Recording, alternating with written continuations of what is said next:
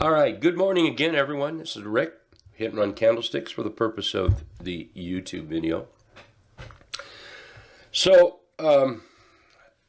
let's start with Meta.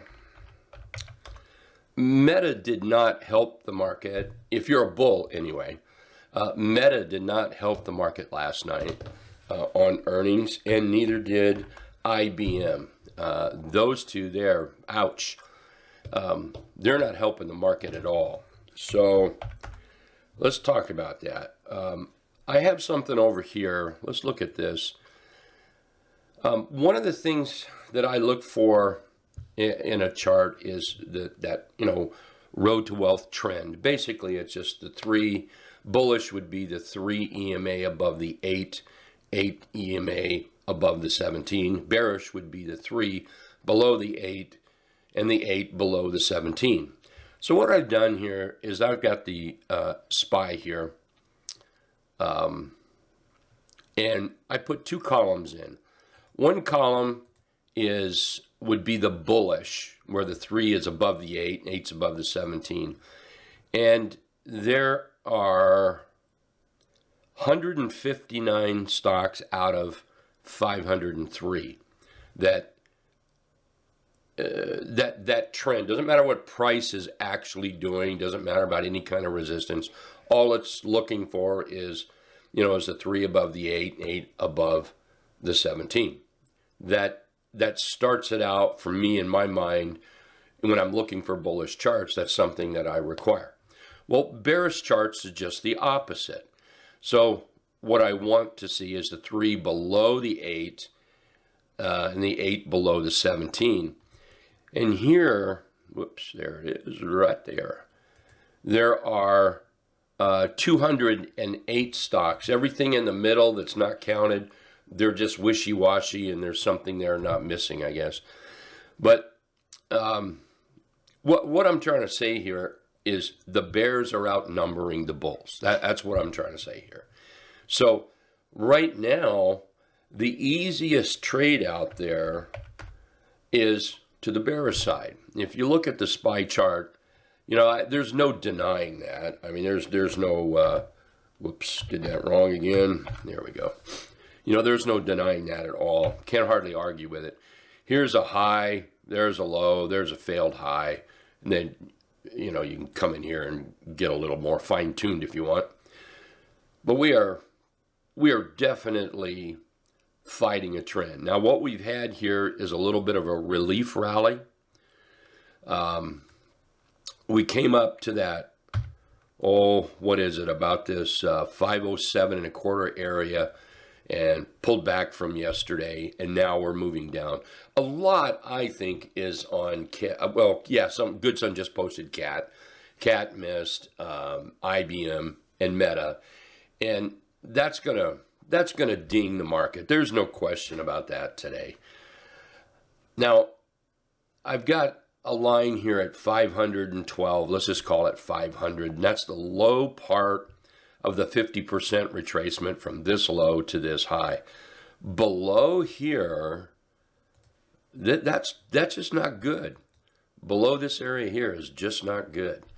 And what it's going to do is it's giving us this high to a low to a higher high, and we're headed toward a failed low.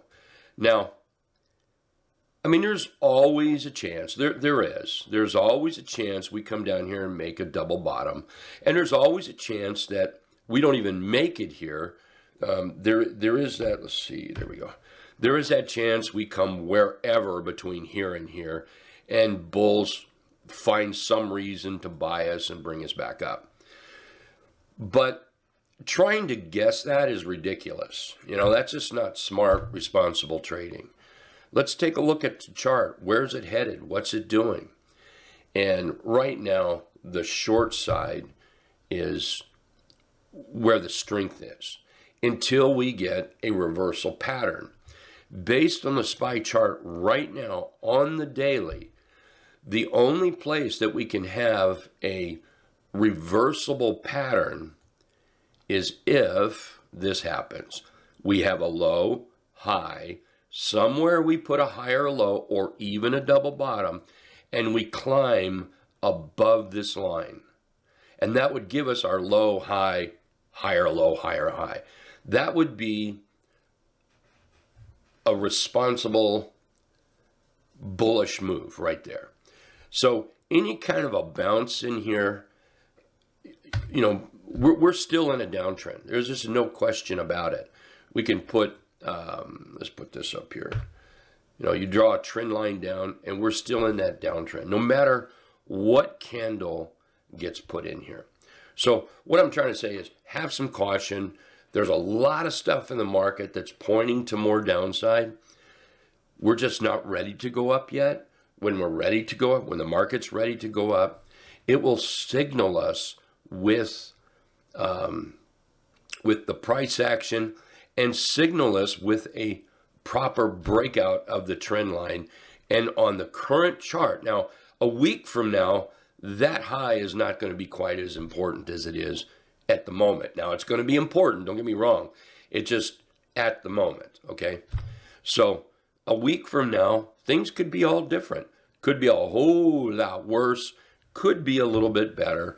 Right now, I'm probably leaning to the worst side. We still have the 200 period moving average down here. This dotted line, that's the dotted, what we call a dotted deuce. It's a 200 with some twists and bends in it, adjustments. That's still a very, very good target right now until the bulls come in here. So I posted on the app some of my favorite inverse ETFs because I get messages from folks all the time that they're just not comfortable shorting. They don't short, they can't short for whatever reason. So this is where these inverse ETFs really come in handy.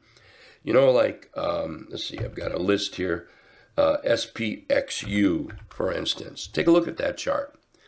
It's actually a very bullish chart. And when you trade SPXU, the inverse ETF, bullishly, what you're doing is you're shorting, like in this case, you're shorting the S&P 500.